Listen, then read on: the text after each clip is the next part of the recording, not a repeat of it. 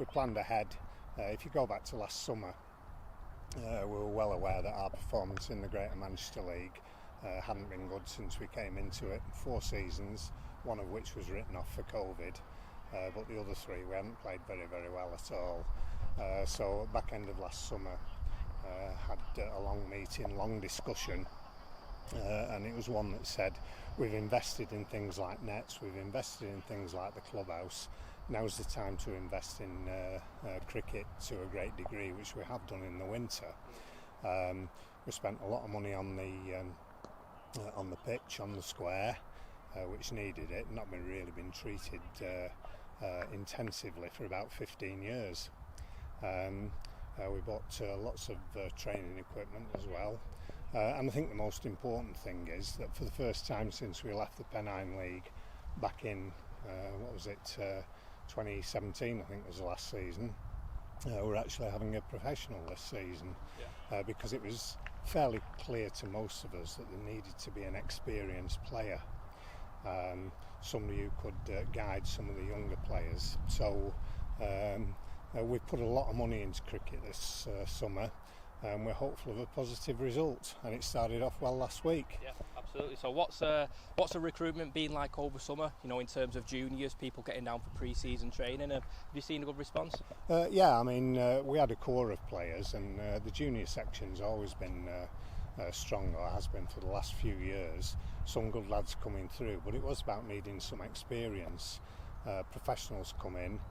We've also got somebody who's returned to Ashton after a spell away, and he started off well last week, hard hitting 40 odd in a win on the first day up at Woodhouses. So things look all right at the moment, I've got to say.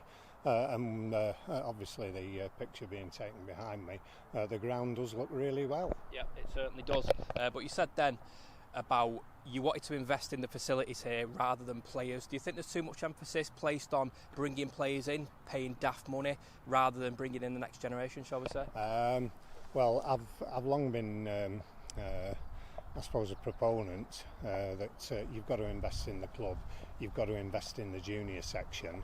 Well aware that a number of clubs throughout the league do pay a lot towards players.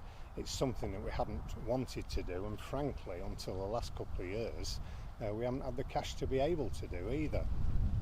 So I think in general, there's far too much money goes into players' pockets in the league, rather than developing facilities, encouraging juniors, because juniors are the future.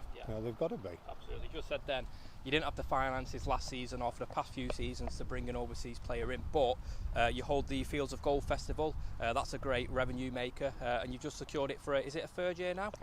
Yes, there'll be a 3rd occasion. I think it's September the 2nd to the 4th, later on this year.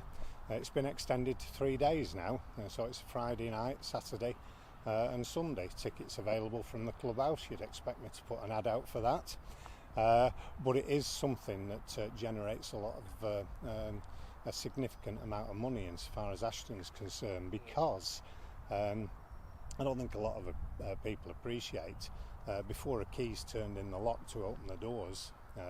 I suspect that the majority of cricket clubs, we're looking at it costing £1,000 for things like insurance, heating, lighting, water, those kind of things. So you've got to look at generating your cash from somewhere. And when we were approached to have Fields of Gold, firstly back in 2019 it was, we thought, well, let's see how it goes. And it's proved successful. I know there were teething problems on the first occasion, but the festival back in 2021 was particularly successful and well run, and indeed produced a fair few bob for the club. Yeah, certainly. Not many people know where Rain Lane is because it's tucked away just behind Ashton Moss. Does that make it difficult for you to get people into the clubhouse because it's not that accessible, and how would you go about improving that? It's certainly not one of those places, clubs, and I always think of Littleborough, where we used to play in this type of context. That's the social centre of Littleborough village. Rayner Lane is a bit out of the way for that, but we've We're certainly getting a decent amount of trade through the bar over the past couple of years, and that's down to the investment that was put in, and Viridor credits particularly helpful in giving grant aid towards the internal refurbishment of the club, because the outside was done probably about 8 or 9 years ago now. And I think those people who remember it back in around 2012, somewhere around there, the place was falling down. It was unattractive.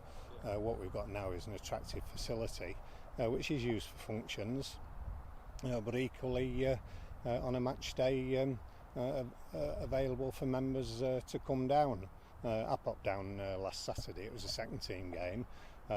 And there were a few people who'd just come out for a good afternoon of cricket. Yeah. And it's busy during the week with junior fixtures, because we're running a number of junior teams, 18s, 15s, 13s, 11s and under 9s, and training nights as well. So it's busy as a club.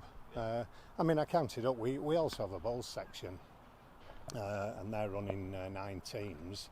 And I counted up before the season started, and the club will actually field teams in just short of 300 competitive games this summer.